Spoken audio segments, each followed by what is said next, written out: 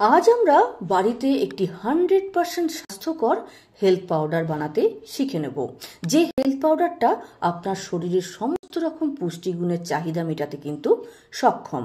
কি করবেন? প্রথমেই পরিমাণ মতো চীনাবাদাম নিয়ে নেবেন। আমি এখানে ছোট বাটির 1 বাটি চীনাবাদাম নিয়েছি। আর এই চীনাবাদামটাকে ভালো করে রোস্ট করে নেব এবং রোস্ট হয়ে গেলে অন্য একটা পাত্রে ঢেলে ঠান্ডা হতে দেব।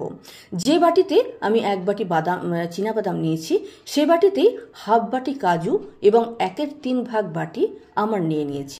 এগুলোকেও সুন্দরভাবে রোস্ট করব এবং রোস্ট হয়ে গেলে সেই থালাতেই ঢেলে রাখবো। তো এখানে যে থালাতে চীনাবাদাম ঢেলেছিলাম সেখানে ঢেলে নিলাম। এবার এখানে নিয়ে নেব কিছু বীজ বা সিডস। আর আমরা সবাই জানি এই বীজগুলো কিন্তু ভিটামিন, প্রোটিন, মিনারেলসের ভান্ডার। তো আমি এখানে কুমড়োর বীজ, মেলন বীজ এবং সানফ্লাওয়ারের বীজ নিয়ে নিয়েছি। এবার তাতে নিয়ে নিলাম কিছুটা মাখানা। তো যে বাটিতে 1 বাটি চীনাবাদাম নিয়েছি সেই বাটিতেই 1 বাটি মাখানা নিয়ে নিলাম। এটাকেও সুন্দরভাবে রোস্ট করে আমি তাতে ঢেলে নিয়েছি। এবার 1 বাটি পরিমাণ রোস্টেড ছোলা নিয়ে নিয়েছি। আমি যে ছোলাটা নিয়েছি তাতে খোসা রয়েছে, সেজন্য খোসাটা আমি ছাড়িয়ে নেব। আপনি বাজার থেকে খোসা ছাড়ানো রোস্টেড ছোলাও কিনে আনতে পারেন।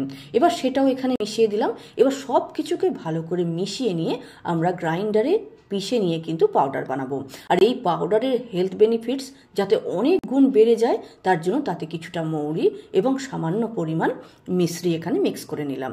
এবার সমস্ত কিছুকে ভালো করে মিক্স করে নিয়ে আমরা গ্রাইন্ডারে জারে দিয়ে একটা ফাইন পাউডার তৈরি করে নেব। পাউডারে যদি একটু আধটু দানা থেকে যায় আপনি ছেঁকে নিতে পারেন, তা না হলে এমনিও আপনি ওটা খেয়ে ব্যবহার করতে পারেন।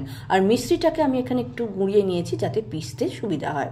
এবার দেখুন একদম ফাইন পাউডার আমি মিক্সিতে দিয়ে তৈরি করে নিয়েছি। আর এই যে পাউডারটা তৈরি হলো, এটা যদি আপনি প্রত্যেক দিন দুধে গুলে বা দুধ যদি হজম না হয় 1 চামচ বা 2 চামচ যদি আপনি জলে গুলেও খেতে পারেন তাহলেও কিন্তু ভীষণ উপকার পাবেন। সর্বাঙ্গ শরীরের উপকার তো হবেই, তার সাথে সাথে চুলের উপকার, ত্বকের উপকার আপনি নিজের চোখে দেখতে পাবেন। যাই হোক, ভিডিওটি কেমন লাগলো অবশ্যই লিখে জানাবেন। ভালো লাগলে লাইক শেয়ার করবেন। আর এরকম ছোট ছোট ভালো ভিডিও আরও পেতে চ্যানেলটিকে সাবস্ক্রাইব করে বেল বোতামটা প্রেস করে নেবেন। অবশ্যই এই পাউডারটা বানিয়ে খেয়ে দেখবেন। আমি প্রতিদিন খেয়ে থাকি দুধের সাথে। আর দুধ যদি হজম না হয় জলের সাথেও কিন্তু খেতে পারেন।